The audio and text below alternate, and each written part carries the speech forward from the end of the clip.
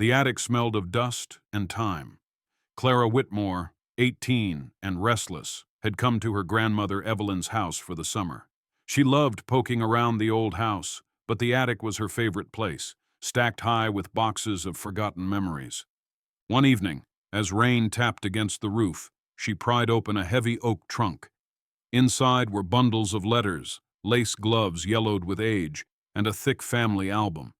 Nestled between the pages was a single photograph, stiff and faded with the date 1891 handwritten on the back. It showed a Victorian family of 5, her great-great-grandparents Edward and Margaret Whitmore, their son and 2 daughters. They stood stiffly, as people always did in those long exposure portraits, but when Clara leaned closer, her heart gave a jolt. At the very edge of the photograph, barely visible, was a 6th figure, a childlike shape blurred into the shadows. Its face was indistinct, but its presence was undeniable. Clara shivered. She had grown up with ghost stories, but this was her family. This was real. Clara hurried downstairs with the photograph clutched in her hands.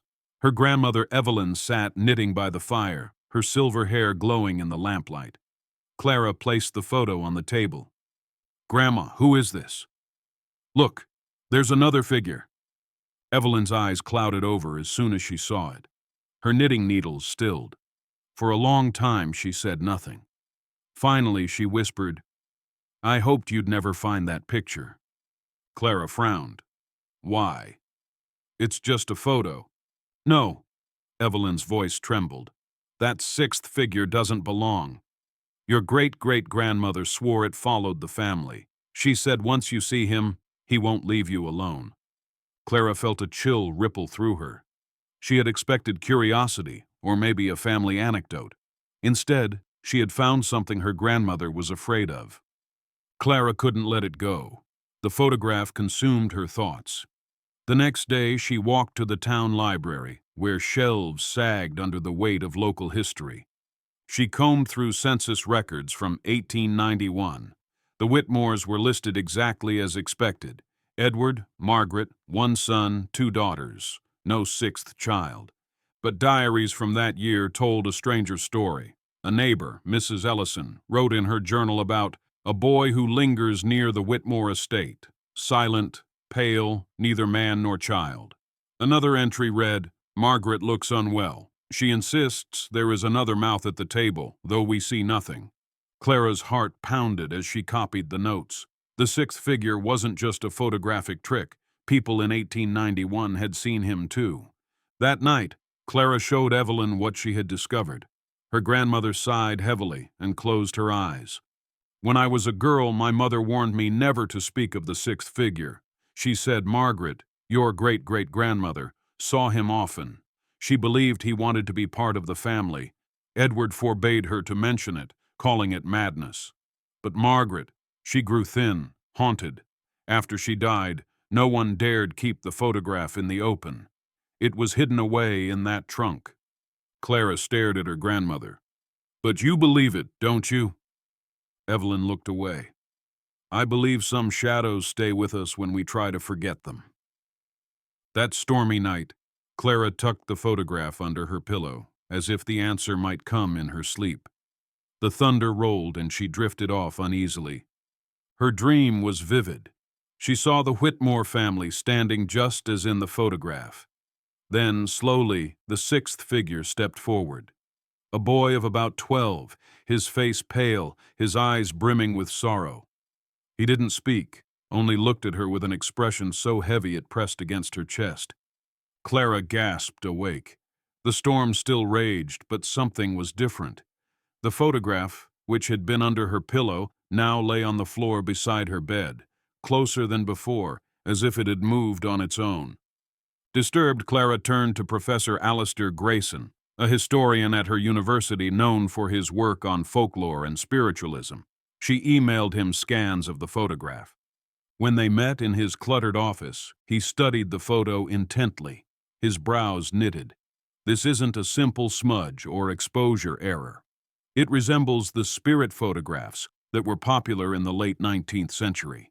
Families often hired photographers who claimed to capture the presence of lost loved ones. But there's no record of a sixth child, Clara argued. Grayson tapped the edge of the photo. Then perhaps this wasn't about memory, but about guilt. Spirits don't always linger because of love. Sometimes it's because they were denied a place they should have had. Clara returned to the attic, heart hammering. She searched the trunk again and found a slim leather journal, tucked beneath lace shawls.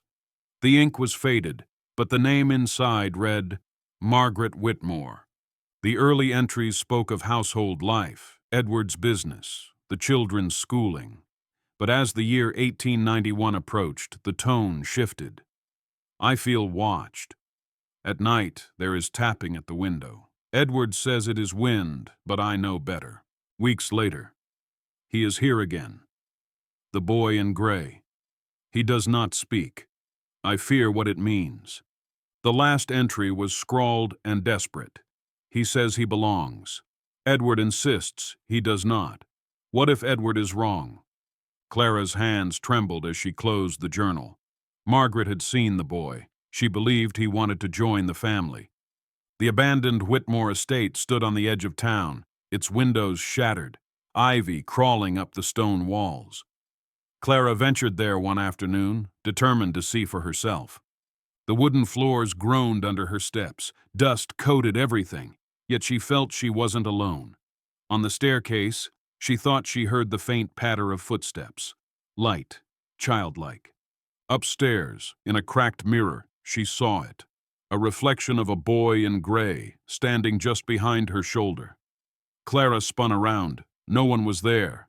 Her chest tightened. It wasn't just a story. The sixth figure still lingered. That night, Clara dreamed again. This time the boy in gray looked directly at her. His lips moved, and she heard a voice inside her head. They left me out. I only wanted to belong. Clara's throat caught. Who are you? She asked. The boy's eyes shimmered with pain. He opened his mouth to answer, but thunder crashed, and she woke with a start, her heart racing. The sound of rain on the window seemed almost like fingers tapping. The next morning, Clara confronted Evelyn again. Grandma, who is he? I need the truth. Evelyn's eyes filled with tears. She lowered her voice. The story passed down is this. One winter, Margaret took in an orphan boy, found wandering the road. She begged Edward to adopt him. But Edward, proud and concerned with appearances, refused. They fed him, but he was never acknowledged as one of their own. He fell ill and died in that house, without ever having a name in the records. Clara's chest ached. And the photograph? Margaret swore she felt his presence on the day of the portrait. She said he would not be forgotten. The photographer laughed. But when the picture came back, there he was. Evelyn's hands shook as she touched the image. Margaret said he was cursed, or perhaps we were cursed, for refusing him a place. Clara whispered the words that now haunted her. He only wanted to belong. The name Evelyn had given haunted Clara, an orphan boy who was never acknowledged. Back in her dorm room, Clara replayed the boy's words from her dream. I only wanted to belong. She now understood. He wasn't a monster, nor a curse. He was a child, erased from history because of Edward's pride. Clara couldn't stop imagining what it must have been like. A boy with no parents, taken into a warm house, watching a family eat together but never being invited to sit at the table. To be clothed, but unnamed. To die and be buried without a word on stone. The sixth figure wasn't haunting them out of malice. He was clinging to the only family he had ever known. Clara whispered his name into the night, even though she didn't know it yet. I see you. You matter. The next weekend, Clara gathered her mother, grandmother, and 2 uncles at Evelyn's house. She laid the photograph and Margaret's journal on the table. I've pieced together the truth, she began. She told them of the orphan, the journal entries, the dreams. Her uncle scoffed. So what? A stray boy lived with them for a while. Why should we carry his ghost now? Clara's mother shook her head. You're meddling with things better left alone, Clara. Ghosts feed on attention. Stop giving him yours. Evelyn stayed silent, tears brimming in her eyes. Clara's voice cracked as she said, "He died wanting to be part of us. Isn't the real curse not that he follows us, but that we keep pretending he didn't exist?" The room grew quiet. For the first time, Evelyn whispered, "Perhaps remembering him is the only way to set him free." Clara's determination grew stronger. If the boy had lived and died in that house, he must have been buried nearby. She scoured parish records, but found nothing. Finally, an elderly priest remembered whispers of a boy who died without a name.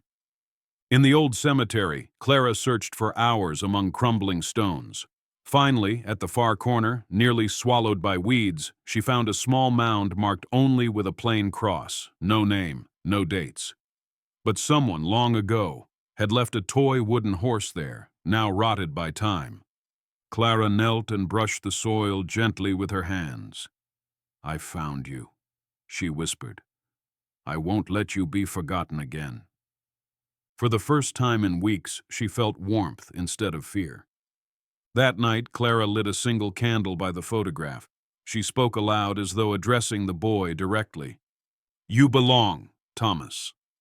The name had come to her suddenly, whispered in her dream the night before. Thomas. Whether it was his true name or one he chose, it felt right. "You are part of this family. You always were." In her sleep, she dreamed once more of the Whitmore family lined up for their portrait. This time, Thomas stepped forward, clearer than ever. His eyes glistened, but there was gratitude in them now. "Thank you for seeing me," he whispered. "Tell them I was here." When Clara woke, the candle had burned down, but the room felt lighter, as though someone had opened a window to let fresh air in. The next Sunday, Clara gathered the family again. She read aloud Margaret's final journal entries, trembling but firm. She told them about the unmarked grave, about the dreams, about the name, Thomas. For a long moment, silence filled the room. Then Evelyn stood, her voice unsteady. "We cannot change what Edward did, but we can give Thomas what he was denied, his place among us." Clara's mother's eyes softened. "Do you really believe this will end it?" Evelyn answered, "No, child. It will begin it." For the first time, the Whitmore family agreed, not to bury the story deeper, but to bring Thomas fully into the light. Together they arranged for a proper gravestone. The stonecutter etched the words, "Thomas Whitmore, 1879 to 1891, beloved son, forever remembered." On the day it was placed, the family gathered in the cemetery. Evelyn leaned on Clara's arm as they laid the old photograph beside the grave. Clara placed fresh white roses on the soil. "Welcome home," she whispered. That night, Evelyn confessed to Clara that she felt peace for the first time in her 80 years.